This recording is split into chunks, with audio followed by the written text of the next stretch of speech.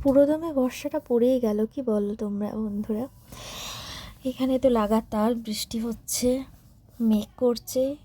তবে হ্যাঁ, প্রচণ্ড গরমের থেকে একটু হলেও স্বস্তির নিঃশ্বাস ফেললাম। তো 3-4 দিন যাবৎ এক নাগাড়ে বৃষ্টি হয়েই যাচ্ছে, কিছুক্ষণ অন্তর বৃষ্টি হয়েই যাচ্ছে, ঝিরঝির করে ইলসে গুড়ির মতো বর্ষার বৃষ্টি যেমন হয়। তো আমরা প্রত্যেকেই ব্যস্ত, তার মধ্যেখানেও নিজেদেরকে একটু সময় দেওয়ার জন্য সময় বার করেই নিতেই হয় বন্ধুরা। তাই এই বৃষ্টির দিনে আজ মন করলো একটু নিজেকে প্যাম্পারিং করতে। তো মনে হলো যে একটু ভাজাভুজি হলে মন্দ কি, খুব মন করছিল একটু পকোড়া টাইপের কিছু খেতে। যেমন ভাবা তেমন কাজ, মাকে বললাম একটুখানি কিছু বানাও। কদিন ধরেই মা বলছিল ডিমের ডেভিল করবে, তো এদিন মা বানিয়ে নিয়েছিল ডিমের ডেভিল। তার সঙ্গে তো গরম গরম চা হলে বেশ জমেই যায় সন্ধেটা। তো হ্যালো বন্ধুরা, সুস্মিতাস ক্রিয়েশনে তোমাদের সকলকে জানাই সুস্বাগত। তোমরা সবাই কেমন আছো? আশা করি ভালো আছো, আর আমিও ভালোই আছি। তো ডিমে ডেভিল করতে কি কি লেগেছিল চলো চটপট দেখে নিই। প্রথমেই আদা কুচি, পেঁয়াজ কুচি, লঙ্কা কুচি, রসুন কুচি একসঙ্গে তেলে, সর্ষের তেলে নেড়ে নিয়েছিলাম।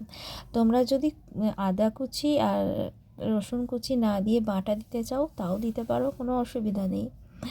তারপরে আলুটা একটু ভেঙে স্ম্যাশ করে নিয়েছিলাম। আর হ্যাঁ, আলু দেওয়ার আগে কিন্তু ওই ভাজাভুজিগুলো যখন করছিলাম তখনই একটু হলুদ, লঙ্কা গুঁড়ো, নুন, মিষ্টি, একটু ম্যাগি মশলা যদি দাও বা একটু গরম মশলা দাও, দিতেই পারো, খুব সুন্দর টেস্ট আসে বন্ধুরা।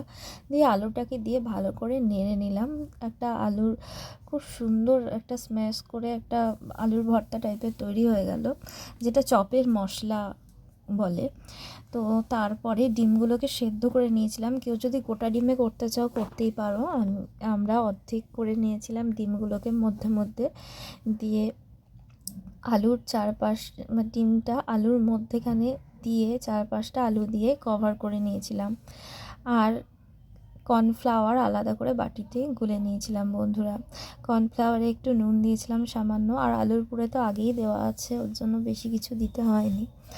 তো তারপর ডেভিলগুলো যখন তৈরি হলো, এক এক করে কর্নফ্লাওয়ারে ব্যাটারে চুবিয়ে নিয়ে আগে লেরোর গুঁড়ো করে রেখেছিলাম, যেগুলো টোস্টের গুঁড়ো করতে পারো, আমরা টোস্টের গুঁড়ো করেছি, টোস্ট বিস্কুট নিয়ে এসে গুঁড়ো করে নিয়েছিলাম।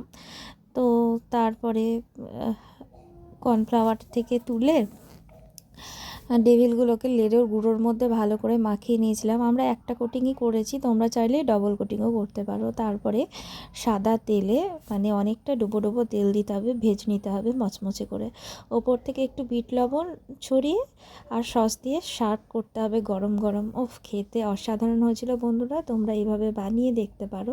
যদি আমার রেসিপিটা ভালো লেগে থাকে অবশ্যই লাইক, কমেন্ট, সাবস্ক্রাইব এবং শেয়ার করে দেবে বন্ধুরা। তো আজকের মতো এটুকুই, দেখা হচ্ছে অন্য কোনো দিন অন্য ভিডিওর সঙ্গে। টাটা।